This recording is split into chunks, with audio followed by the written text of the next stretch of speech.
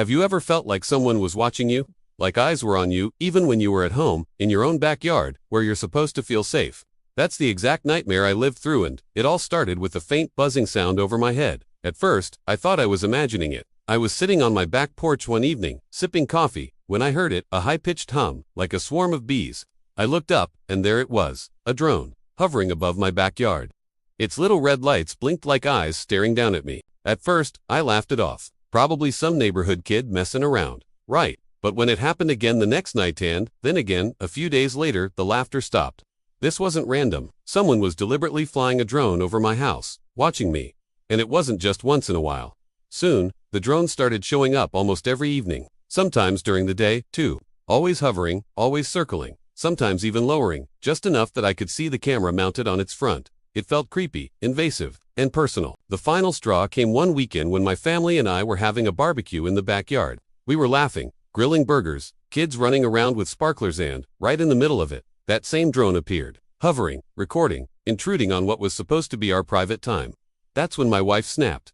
"This isn't normal," she said. "Somebody is watching us on purpose." She was right, and I was going to find out who. The first place I looked, the HOA. Now, let me back up. Our neighborhood came with a homeowners association, just like so many do these days. And this HOA, well, let's just say they were notorious for being strict. They fined people for leaving trash cans out too long. They fined people for having garden gnomes. One family got fined for hanging up Christmas lights before the approved date. It was ridiculous. And I had a bit of a reputation with them. I wasn't the type to just roll over when they handed out unfair fines. I questioned them, I pushed back. I even skipped a few mandatory meetings because, frankly, I had better things to do. So yeah, I wasn't exactly their favorite homeowner. So when the drones started showing up, my first gut feeling was, this has HOA written all over it. Still, I didn't want to jump to conclusions. I tried asking around. Neighbors shrugged it off, though a few admitted they had seen drones too. One even whispered, "Don't say I told you this, but I heard the HOA's been cracking down on rule breakers with cameras." That made my blood boil. Cameras, flying cameras, over private property. That couldn't be legal. So I went digging. I started showing up at HOA meetings again, quietly listening. And wouldn't you know it, during one meeting, the HOA president, a sharp-tongued woman named Patricia, casually mentioned how the board had new ways of monitoring the neighborhood. She didn't say drones outright, but her smug little smile said everything. That was it. My suspicions weren't just suspicions anymore. The HOA was spying on us. But proving it, that was another story. I bought a pair of binoculars. Next time the drone appeared, I zoomed in. Sure enough, I could see its markings, custom stickers with the initials HOA printed right on the side. They weren't even trying to hide it. My heart raced. I wasn't crazy. They really were doing this. But here's the thing. If they thought they could spy on me without consequences, they were dead wrong. Because from that moment on, I decided I wasn't just going to stop the spying. I was going to find out exactly who was flying those drones, and make sure they regretted it. Once I knew the drones were tied to the HOA, the real question became, who was flying them? It wasn't just curiosity, it was principle. The idea that someone thought they had the right to hover a camera over my backyard made my skin crawl. Privacy wasn't just being ignored. It was being violated. So I started setting traps. The first time I spotted the drone again, I pulled out my phone and recorded it. I followed it with my camera as it hovered, dipped, and eventually drifted away. It always seemed to disappear in the same direction toward the row of homes near the HOA clubhouse.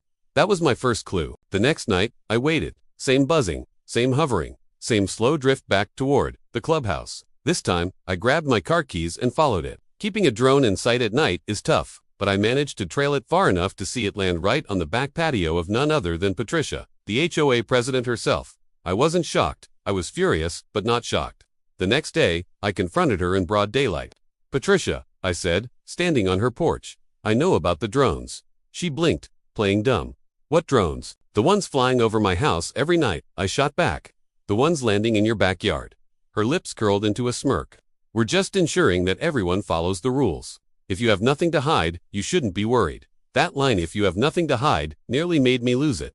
Privacy isn't about hiding something, it's about dignity. It's about the right to feel safe in your own home.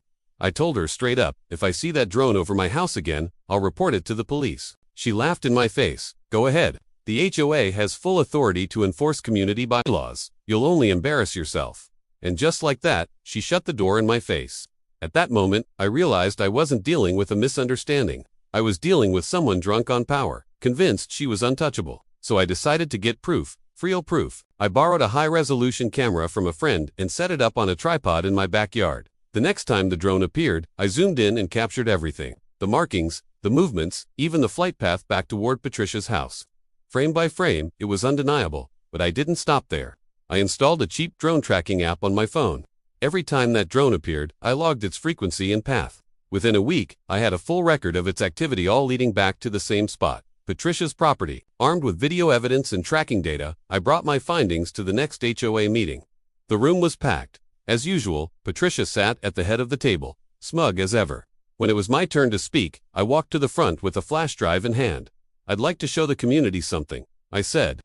The projector flickered on, and there, it was footage of the drone hovering over my backyard, swooping low over my kids while they played, circling my barbecue, and then flying straight toward Patricia's house. The room erupted. Gasps, whispers, even angry shouts filled the air. Parents stood up, demanding answers. Patricia tried to wave it off. "This is taken out of context," she said. "We were simply monitoring rule compliance." But then, I dropped the hammer. I showed the tracker logs. The timestamps matched. The flights always began and ended at her property. There was no denying it anymore. That's when one neighbor shouted, "You spied on my kids too. I saw that drone over my pool last week." Another stood up.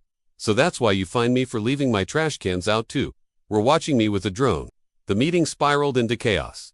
Patricia's cool facade began to crack. She stuttered, scrambled for excuses, even tried blaming another board member. But the truth was out, and everyone knew it. By the end of the night, the board had no choice but to schedule an emergency vote to investigate Patricia's actions. She stormed out, slamming her folder shut, muttering about ungrateful residents. But I wasn't done. If she thought she could walk away with just embarrassment, she was wrong. Because the next step wasn't just exposing her to the neighborhood. The next step was bringing in the law. And that's when things escalated in a way even I didn't see coming. When Patricia stormed out of that HOA meeting, I knew two things for certain.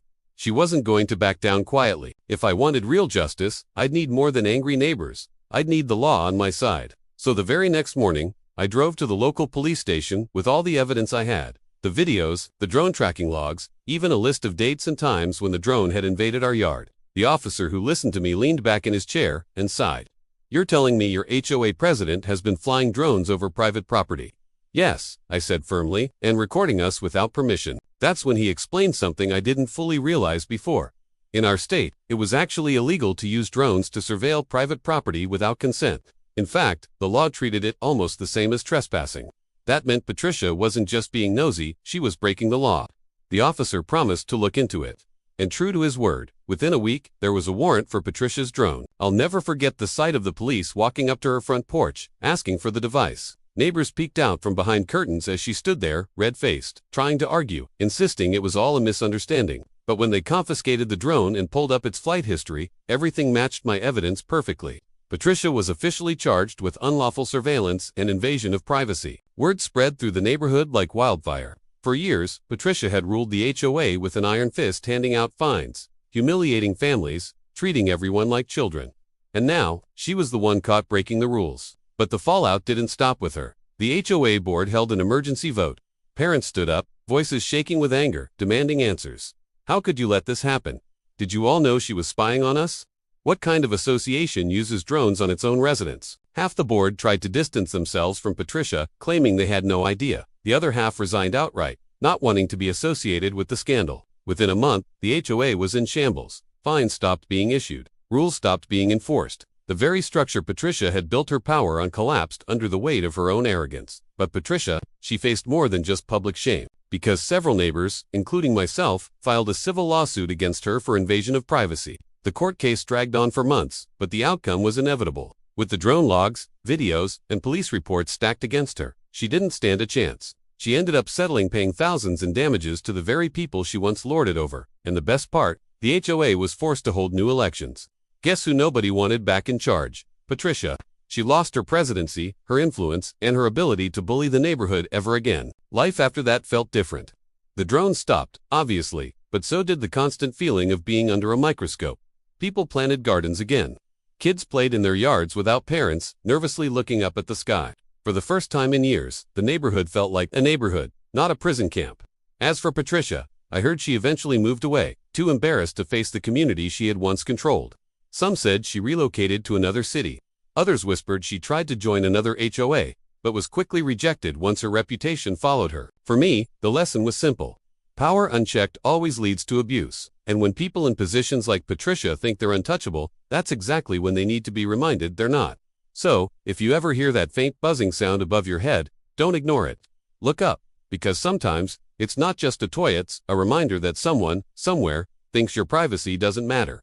And when that happens, well, let my story be proof. You can fight back, you can take on an HOA, and you can win. Because at the end of the day, no one, not even a smug HOA president with a shiny drone, has the right to spy on your life.